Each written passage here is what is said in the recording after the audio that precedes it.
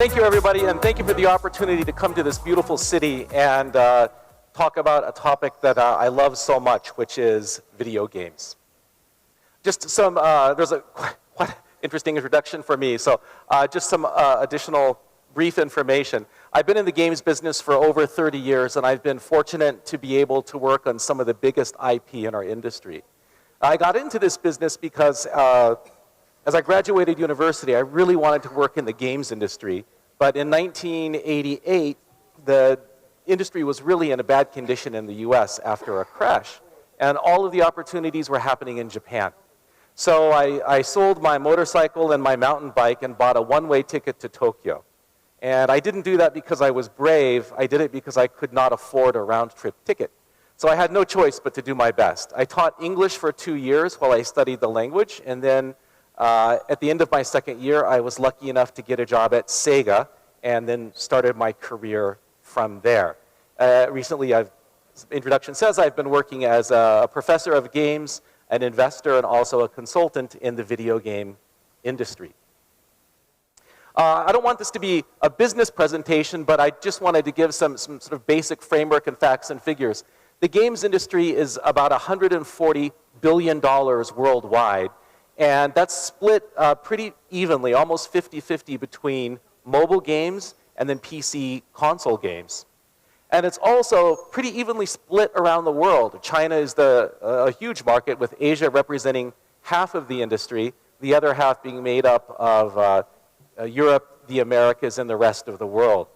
And this is really interesting to me because gaming is such a fantastic global culture. And you know, I came to this beautiful city far from my home all alone, and then yesterday as I did my workshop, you know, I was surrounded by other people who loved games and had a passion for making games. And I just felt, these are my people. This is my tribe. And it's wonderful to be able to have this global culture that's shared around the world. You know, music and film are also global media, but the language barrier really puts some limits onto how many people it can reach, whereas many games go beyond the language barrier and truly connect people across cultures. Video gaming, by many measurements, is even bigger than the traditional Hollywood industry. Of course, if you look at the global box office, those are just the revenue from the films in the theater. So Hollywood revenue was much more than just that. But if you look at the biggest game last year versus the biggest movie last year, Fortnite was over 1.5 times more revenue. And Fortnite's continuing to earn money, even though Black Panther has pretty much finished its revenue earning. Now, I don't think people get into the games industry because they want to get rich. We do it because we love it. But I think it is important to recognize what a big global industry it's become. And this has really kind of crept up on us over the last few years. You can see the big change. Oh, we're not going to see my laser pointer there. The big change happened around 2008. You can start to see video games really pull ahead. Can anyone guess what happened in 2008, 2009? That was the introduction of the smartphone and the App Store. And that really made games accessible to a much wider audience. And part of that is because a smartphone is more affordable and more accessible than a games console or a high-end PC. I think the other thing is, if you're a young person and you ask your parents for a games machine, they're going to say no. But if you ask them for a phone, they might say yes, not realizing you're going to spend all of your time playing games. So mobile gaming has really extended our reach, and the idea that a lot of games are free to play also makes them more accessible to more and more people. In spite of this global growth and this global reach, video games are still, in my mind, really misunderstood and not given the respect that they deserve as a legitimate form of creative expression. You know, movie making has this wonderful, cool image of thoughtful, artistic people working on a team, creating a beautiful story. Video games still have an image of nerds on a sofa or a hacker working alone in his parents' basement. And part of this problem may be generational. Young people who play games aren't really an influential part of society yet, but that's changing year by year because as people grow up, they're continuing to play games. So I think time will solve a lot of this. But I do want to make the point that both film and games today are very high-tech enterprises, And they use a lot of the same technology. Computer graphics and animation, green screen technology, motion capture technology. Both games and movies are made the same way. And sometimes the games industry has adapted movie technology, but now more and more often, movie makers are using video game tools to make their movies as well. So we're seeing a convergence of how these things are created. And games have become influential media in their own way. I mean, if you look at Hollywood, the United States now has sent 2 people to the White House based on, in large part, their popularity from Hollywood. The new president of Ukraine became a TV star before he went into political office. But games are starting to show their influence in culture in other ways. And I like to use the example of Japan. You know, coming out of World War II, Japan had a terrible culture, a terrible reputation, a wonderful culture. And then after that, the industrialization of Japan helped the economy grow, but didn't necessarily create warmer feelings about Japanese culture. But today, young people around the world love everything from Japan. And that, in large part, has come from anime, manga, but especially video games. It's become a really unique way for the people in Japan to share their culture and their artistic vision with people around the world. So I thought it was really interesting that at the end of the Brazil Olympics, the Japanese Prime Minister came on stage to welcome everyone to Tokyo for 2020, doing cosplay dressed as Super Mario. And to me, that really represented the coming of age as video games as a common world culture. And as our previous speaker discussed, esports have taken that even further. And you know, esports is both watching competition and to some degree just watching streamers. Millions of people watching the championships, millions of people coming to Twitch every single day. This has become a new form of entertainment for people all around the world. And we have our own celebrities. PewDiePie and Ninja have become global celebrities with fans all around the world watching them. Simply by mentioning a game or a movie or a snack food, they can create a hit overnight because of their influence and their very, very loyal fans. But what's really interesting to me about the evolution of games is how global they've become. I mean, this is really amazing. These are games made in countries all over the world, and not just good games, great games, best-selling games. You know, The Witcher from Poland, many people consider, you know, the best game of its era. Minecraft has, you know, hundreds of millions of players, you know, kids all around the world obsessed. These are the best of the best from every country you can imagine. But I did notice there were a couple of trends here. A lot of great new game companies are coming out of the Nordic countries. Another big group is coming out of the former Soviet states. So my hypothesis is the games out of the Nordics are there because in those long, cold winters, playing video games is an easy thing to do. And you know, the educational system from the former Soviet Union, with its emphasis on mathematics and sciences, created an amazing talent pool of people who could make great games. So it makes me wonder, if there's a country with that you know, former Soviet tradition of excellence in education, combined with long, cold winters, wouldn't that be an interesting place? I had no idea where you could find a country that matched that until I discovered Kazakhstan. And as it turns out, there is a great studio here in Almaty that just released a game in May. A team of 3, a husband, wife, and their cat schnitzel. And they're here right here. Can you guys stand up and just say hi to everyone? I was up at 5 a.m. playing this game. Now, I had jet lag, but it's a wonderful game. It's a lot of fun. It's free to play. I really, if I could ask everyone one favor, tonight go home, download the game on your phone, play it, give it a good review, and help give a really talented local developer a little more boost to raise their profile on the charts. I would love to see, next time I show this list of the biggest best-selling games in the world, some teams from Kazakhstan on that list. And this is a great way to get started. So just remember, Katata Games, and the title of the game is Top Run. Making games used to be really hard. You needed to have a lot of money and resources. You had to have a large team working for a long time.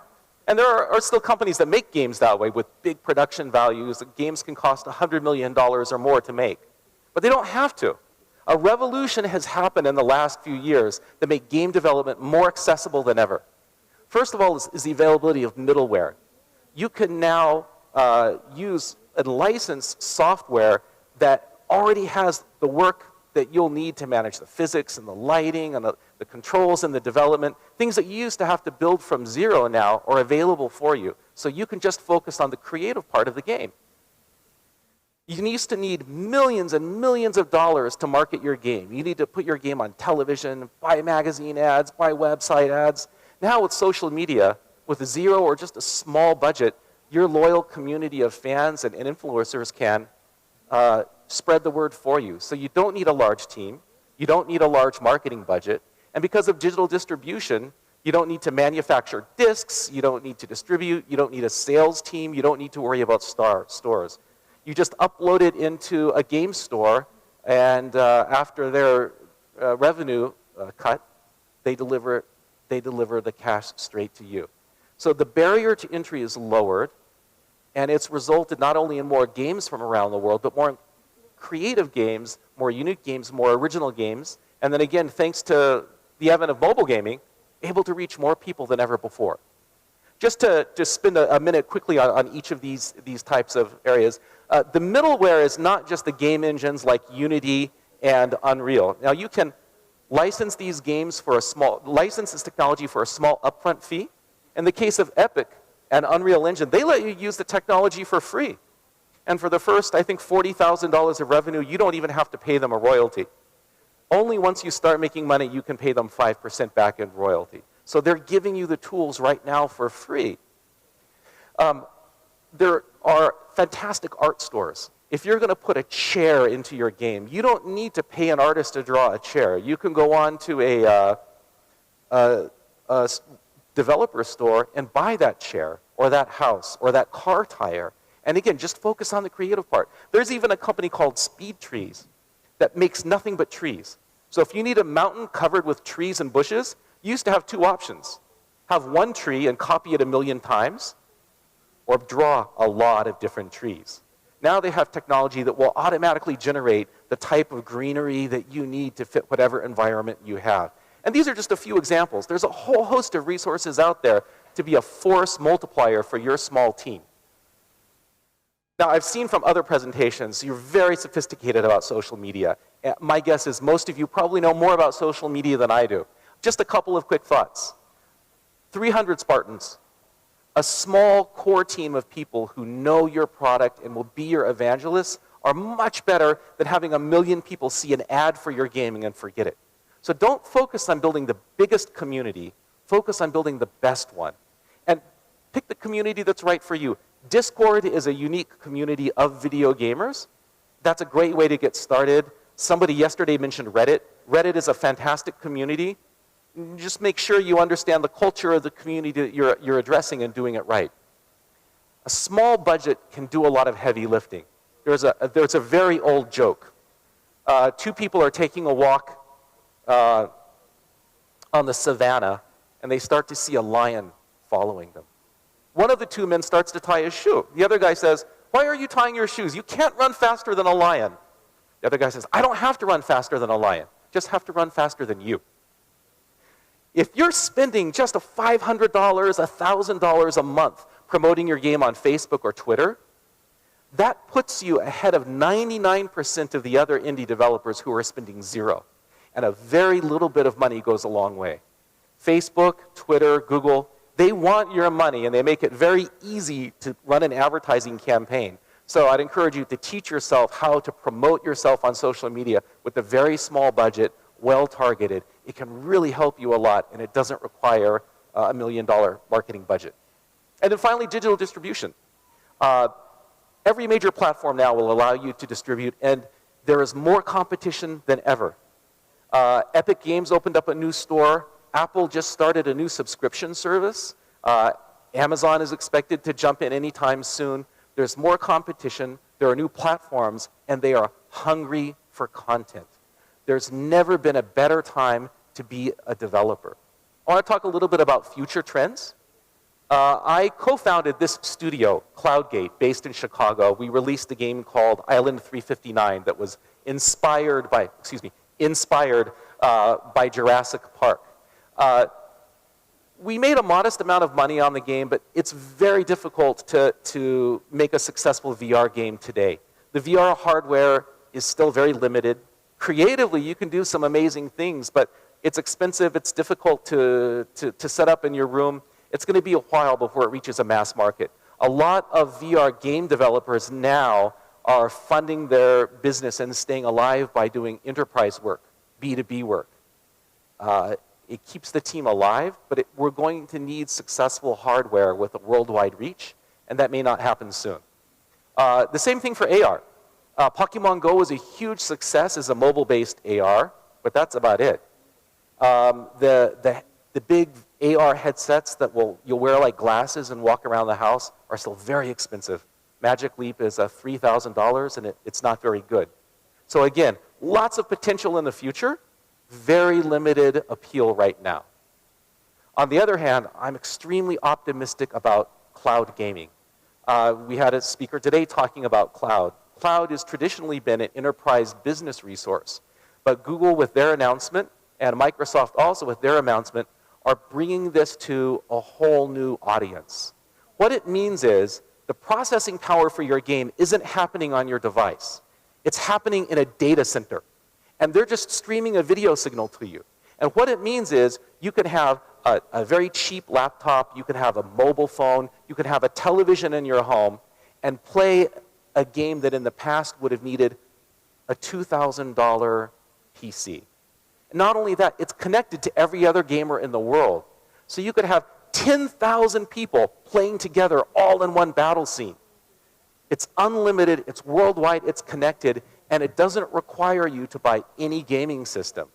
Now, as internet connections speed up, this service is going to be available to more and more people and more places. It makes gaming affordable, and it means that you can play a high-end AAA game just on your cell phone.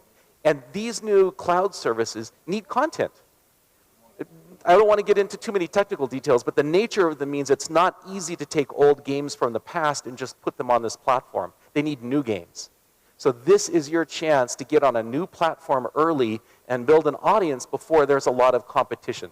It's a blue ocean market. So my thought for anyone who wants to be an indie dev, as I mentioned before, community is really important. There's a community of people who love indie games. You can build a local community of people from your region, and then go from there to build a global community using other resources and borrowing other power if you can. Larger publishing companies may notice your game and do a publishing deal with you. Usually they'll take a percentage of your revenue in exchange for using their marketing and promotion resources. If you have a game that's on the PC, reach out to Intel, reach out to NVIDIA, reach out to other technical partners. Ask them for free hardware. Ask them for marketing support. The worst that they can do is say no, and these companies are always looking for creative people to showcase what their technology can do. Be your own public relations PR expert. Find the right media outlets and write them directly. Use crowdfunding if it's available. I showed you my VR team. We used Steam Early Access. We put an unfinished game for sale on Steam and used the funds from that to finish the game. There are other resources like Kickstarter. It can be challenging to raise enough money on Kickstarter, but if you have a unique game and if you've built up an audience, it's a great way to help get yourself funded. And Kazakhstan is far from some of the big game shows, but if you can find a way to travel to those shows, or even better, get a technology partner to feature your game in their showroom. Gamescom in Germany, the PAX shows around the US, the E3 show that they just held in Los Angeles, they show hundreds and hundreds of games. Find some way, find a partner, or just go there on your own and do guerrilla marketing to get your game there. But most importantly, use those events for your own personal networking. To be able to say you're a game developer from Kazakhstan is a great conversation starter. I was at the E3 show, a trade show, just 3 days ago, and I told the head of publishing, I came across an interesting game developer in Kazakhstan. He said, Kazakhstan? I want to see that game. Let's put it on Twitch. Just the idea that in such a, to Americans, faraway place, making these great fun games already gives you a unique way to stand out from the crowd, and you can leverage that interest to show them how good your game is. And once you have that attention, you're already 75% of the way to success. Think big. You can reach a global audience from here in Almaty. There's no limit to what you can do. Make a game from the start that has worldwide appeal. Create as many resources as you can for people to share it on social media. Make lots of YouTube videos, throw them out there, and share with everybody. Build up that community, but most important, push, break the rules. Don't accept no for an answer. Reach out to every influencer on YouTube and Twitch that you think is interesting. If 99% of them say no, then ask 100 times. Sooner or later, if you're persistent, you can be successful. Almost every successful game developer has been told no, their game won't work by publishers, by investors, by retailers, by distributors, but they didn't give up. And if you launch that game and it's not a success, learn, find out what happened, and start again. Never, never, never give up. This is a little bit of dark humor. The spiders have made a web across the children's slide. They say, if we pull this off, we'll eat like kings. Making games is risky. Most games aren't successful. But if you can have a success, you can have 1 million players, 10 million players, 100 million players all around the world overnight. You have the creative talent here. We have the technological resources, the distribution, the social media to make it happen. And I am so inspired by the energy I saw from the game developers working at our workshop last night. I know you can do it. You're my tribe, you're my people, we're gamers. One day we'll take over the world, and I look forward to seeing your game being #1. Thank you very much. I think I have about 3 minutes. If there's a question or two, I'll take it. Hello, Hi. My name is Mikhail Moon, and first of all, I want to apologize about my bad English, but I have some questions about Stadia and another cloud games. What do you think about that? I mean, in e-sport, it's important for me because I like this e-sport. And cloud gaming right now have some issues with delay, Yes. with ping. It's hard, especially for us in Kazakhstan, because we have really big ping. So what do you think about e-sport when this industry where you need math skills, you need fast reaction, etc.? The limitations that exist today will not exist tomorrow. Traditionally, the early cloud game platforms was literally one PC in a data center playing the game, because the games were not developed with a cloud gaming infrastructure, cloud gaming platform in mind. The new platforms from Google, from Microsoft, and others will be built with that in mind, and to some degree, the platforms will be built to accommodate latency. There are always going to be some games like fighting games that will need a faster connection than cloud gaming can provide. But there are going to be new genres of games that we don't even know that don't exist today that will overcome that. And then finally, not only is the infrastructure improving, eventually we'll be using satellite connections because the speed of light in space is faster than the speed of light through copper. But technology is also existing to reduce the ping even for network games today. I am actually an investor in a technology that reduces the number of hops a video game signal will have. So just because it's a limitation today doesn't mean it's a limitation tomorrow. The first cloud gaming systems will be limited to regions with the fastest internet, but within a few years, Kazakhstan, and even more limited countries like India, for example, will have the connection we need. You need a 35 MPS, I think right now is a minimum for Google, and I think that's going to be easily achieved very soon. If there's no more questions, I think we're, okay, one last question, and I think we're out of time. Yeah, I wanted to know, what do you think is going to happen with Steam or Epic Games Store after Stadia is going to be grown and grown, bigger and bigger? Yeah, so are they going to die or something? It's really interesting. So Steam has had a virtual monopoly on game distribution for at least 10 years, and they take 30% commission. The Epic Store just opened more recently and only takes 12%. And I think what's going to happen is it's going to put downward pressure on everyone. Because the Epic Store is not just lowering their percentage because they want to take market share. Their CEO believes that 30% is evil. That it hurts gamers, that it hurts innovation, and it hurts development. And his philosophy is they need to take 5% for the credit card transactions. They need to take 2% to pay for the network bandwidth, and 5% of profit is enough. So they are not going to stop until they push everyone down. But it's not only Epic versus Steam. Google is jumping in with a new business distribution platform. I wouldn't be surprised if Amazon does something as well. More competitors jumping in, trying to compete for a limited amount of product is going to push down those rates, and it's also going to give them an incentive to reach out to independent developers. They want your content on their platform. Now, in 5 years, they'll have too much content. But in the next 2 to 3 years, they don't have enough. So that's why I want to encourage you, get working soon. Reach out to these people, put your games on their platform. Cloud gaming is a blue ocean today, but it won't be forever. Okay, I think we're out of time, everybody.